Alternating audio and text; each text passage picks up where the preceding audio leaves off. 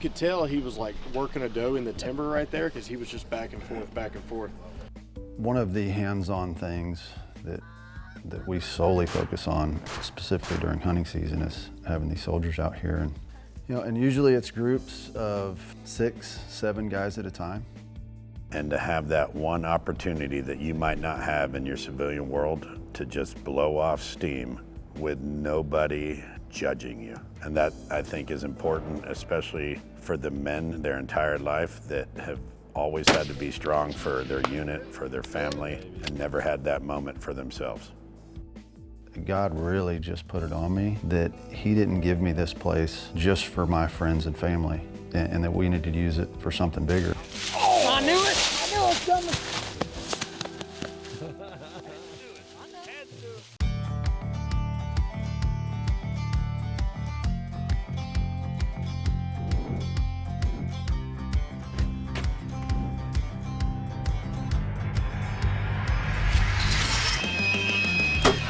Trailed him. Oh. Did I call it? Oh, baby, it happens quick. How much fun are we having? Yeah! Oh! He's hammered.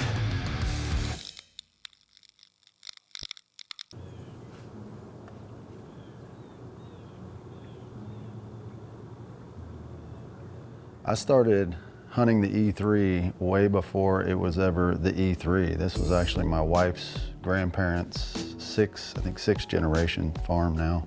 And so I was out here actually in high school hunting this property that was my wife's grandpa's. And then slowly over time, when baseball started up and started my career, we were able to slowly buy it off of them and kind of piece together what was their original ranch.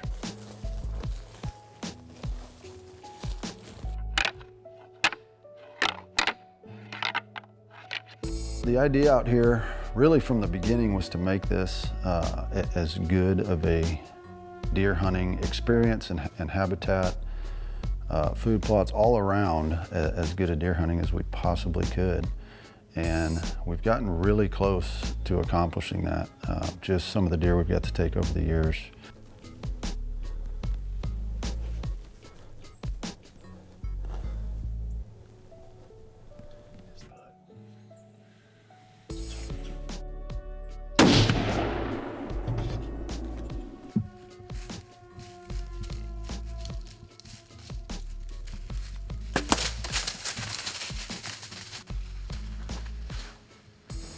Am I dreaming?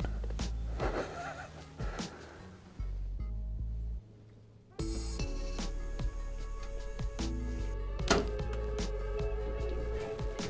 just went down right there. Boom, bang, bang, boom. So for years, this place was really just for the buck commander guys and some local, really close friends and family.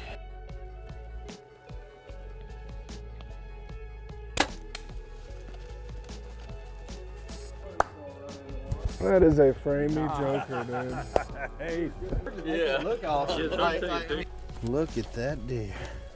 And it was a blast, and we got to kill some unreal deer over the years, but somewhere around 2014, 15, God really just put it on me that He didn't give me this place just for my friends and family, and that we needed to use it for something bigger. And that off season was the first kind of official combat soldier event, even though it didn't have a name. We didn't have a foundation at the time. We just brought guys in to take them out, guide them, serve them, and give them a recharge. And after that first hunt, it was pretty clear that this is exactly what we need to use this place for.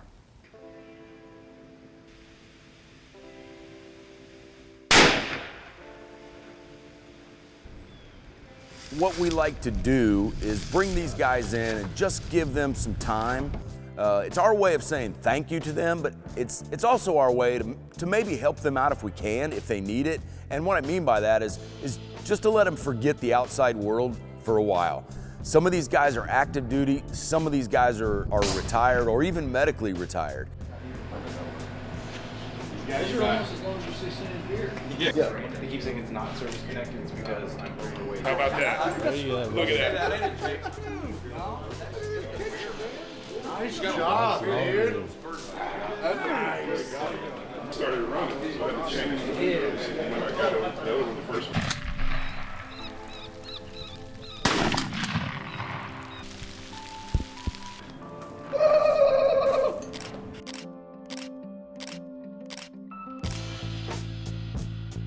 So to get active duty and retired guys in the same room together with the same mission to go out and shoot a big buck, kind of gives those guys that are out and been out for a while that team atmosphere, that mission atmosphere.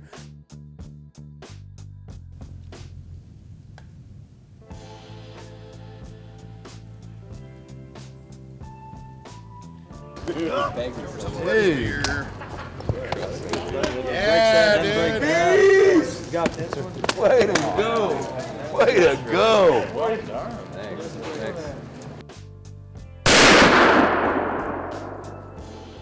Dude, I don't know where that bullet went. I think it went over his back. I'm like, dude, I swear it helped to miss him the first time, because then all you're thinking is just put it on, you know what I mean? Yeah. So I rack another one, and then he just dropped him.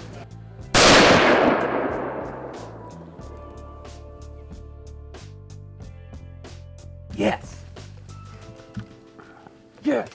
I can't believe I missed the first time. You just had to give him a warning shot. Dude, shooting out of a tree stand with a rifle. It's tough, dude.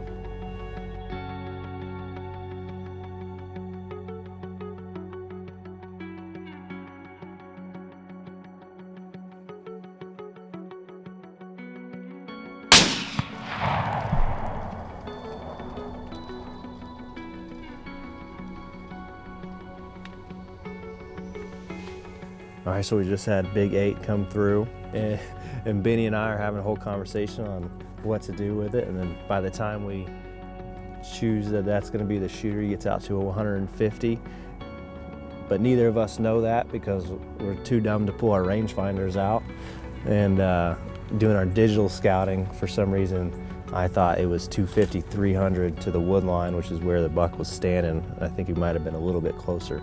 So I gave him a haircut, just shaved off him just the top a little bit. And then he came back around, gave me a quartering away shot, and I'm pretty sure I just blew his shoulders out. So we're gonna give it a little rest and we're gonna see what happens. He went off into the woods. We're excited though, it's big buck, big buck.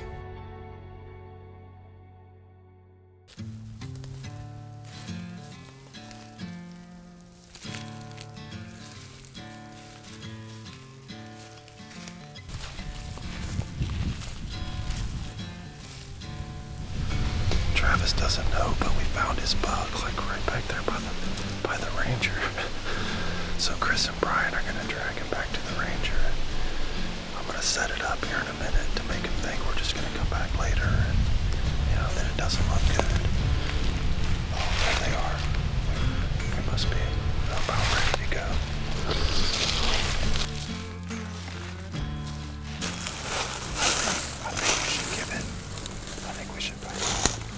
We'll give it some more time. Yeah. Just because this stuff's too thick. Yeah. If he bounces, I think we just give him time. Okay. To lay down and be done, wherever he's going to end up laying down. Yeah. Yeah. No, I agree. Oh, yeah. It's not done yet.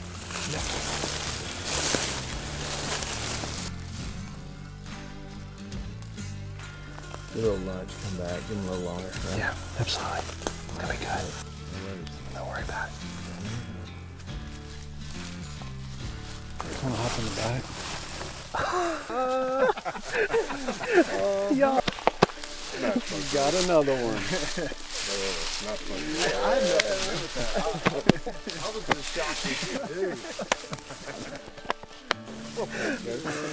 Well done. Oh my God. That was a dirty one. That's dirty. Someone explain. Yeah. Yeah, these guys had no clue. You know where he was at? Where? See that bunch of trees right there in the middle of the marsh? Yeah. Laid right there. Holy cow.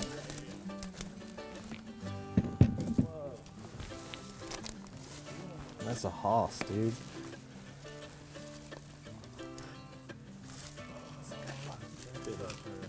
Thanks, Vinny. One of the hands-on things that we solely focus on, specifically during hunting season, is having these soldiers out here. And, and usually it's groups of 6, 7 guys at a time, with the idea being we're just gonna create an environment like they miss so much from their working days in the military, which is that team room experience, camaraderie. Hey, there we go.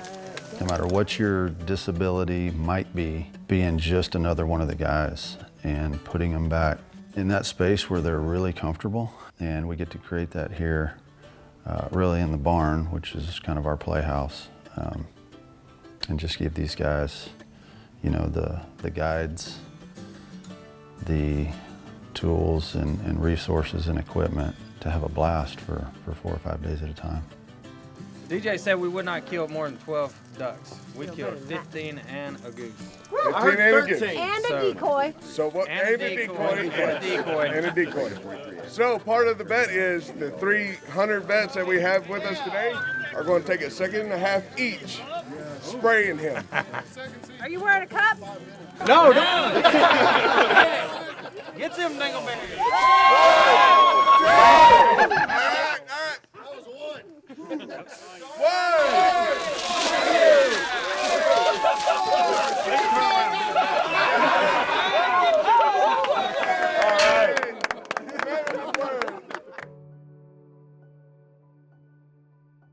There is lots of organizations that we team up with and that come in and assist to make these hunts out here at the ranch possible. It's always a pleasure to come. Good to see you again, buddy. Buddy, how you doing? Great. Just to name a few, you've got G300, Combat Warriors, Hungry Heroes. My name's Amanda Riggin. I'm the founder of Hungry Heroes. So I'm from South Carolina, and we feed military, veterans, and first responders. We're making nachos. In 2018, there was an ambush on officers in South Carolina where I live, and I started praying how to give back. So I barbecue, and I just started barbecuing for each agency around my community to help heal where I live. Our community was completely broken, and posting on social media, I connected with E3 Ranch Foundation, E3 Meat Company, and they invited me out here about 2 years ago, and I've been coming to all the hunts ever since then. The hunts down here at the ranch are special to me because I've gotten to know a lot of the guys. I'm just part of the brotherhood. I'm not here just to cook, I'm here to serve however I can, whether it's sweeping floors or doing dishes. I think that the Lord put us all here to give back and serve in whatever I can do. It just means a lot to me. The deer hunt down here last year, there was a Gold Star kid. His father passed away overseas, and so his father's best friend brought him out here, and he shot his first buck. Seeing the Gold Star kid shoot his first buck, surrounded by men who have fought for our country just like his dad did, meant the world to me. I think everyone here was in tears. The cool part around here is we have fun together, we pick on each other, but we also pray together, cry together, so it's super special to me. And we've even got some of our Buck Commander sponsors that have joined in and helped. We've partnered now for a few years with Kubota, and they give back through their Geared to Give program for veterans. And this year, we were fortunate enough to host them here at the ranch. Since 2015, Kubota has partnered with the Farmers Veteran Coalition to support our nation's veterans as they transition from military service and returned to support their community through careers in agriculture. The recipient for this tractor was First Lieutenant Ryan Bloomhagen. One of the inspiring things about Ryan is that he's still serving. He has served for more than 10 years in the North Dakota Army National Guard, yet still manages to tend to his land and serve his community through farming. They make a great tractor, which we use here at the ranch, and they give back to those who've served us. Thank you, sir. Thank you. Congrats. Pretty awesome.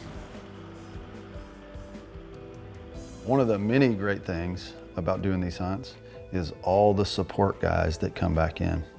But it's really a therapeutic time for all of us. And I don't think just so much the soldiers and the veterans and the Navy guys, but for those of us volunteers. For myself, you know, I look forward to this event every single year, and so do all of the volunteers that come out.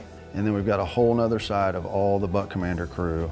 And I'm pretty sure they would tell you this is the highlight of their year, getting to come do these events where we all just get to really focus and spend the week on serving these guys.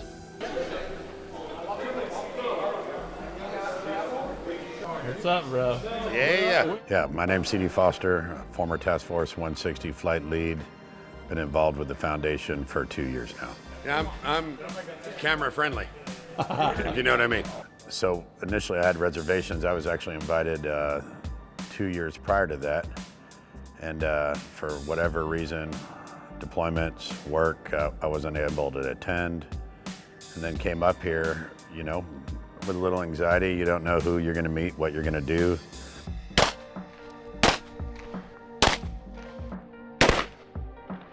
Go get your card if you hit it.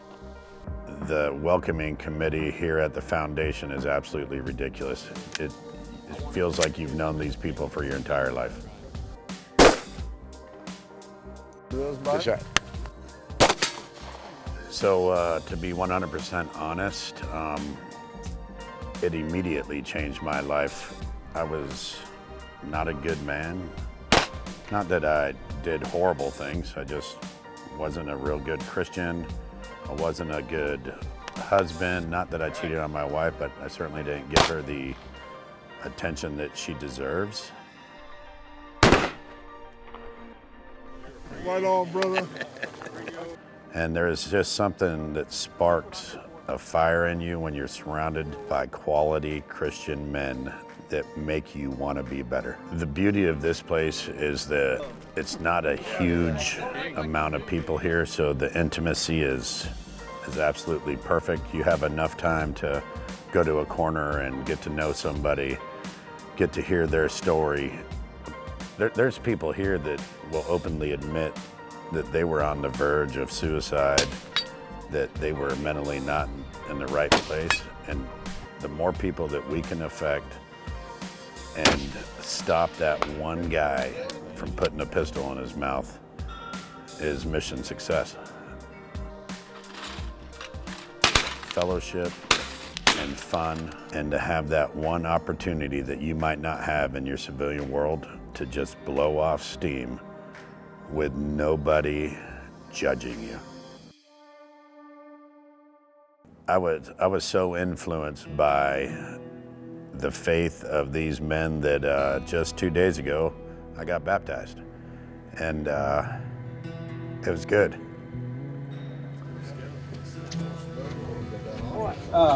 Well, Jesus Christ, I can tell, is the Lord of your life.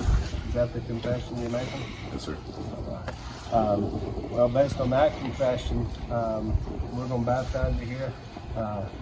And no telling what's going on in heaven. We just can't imagine. So you've seen a true life change. God has affected you. It's an honor. We're going to baptize you. In the Father, Son, and the Holy Spirit.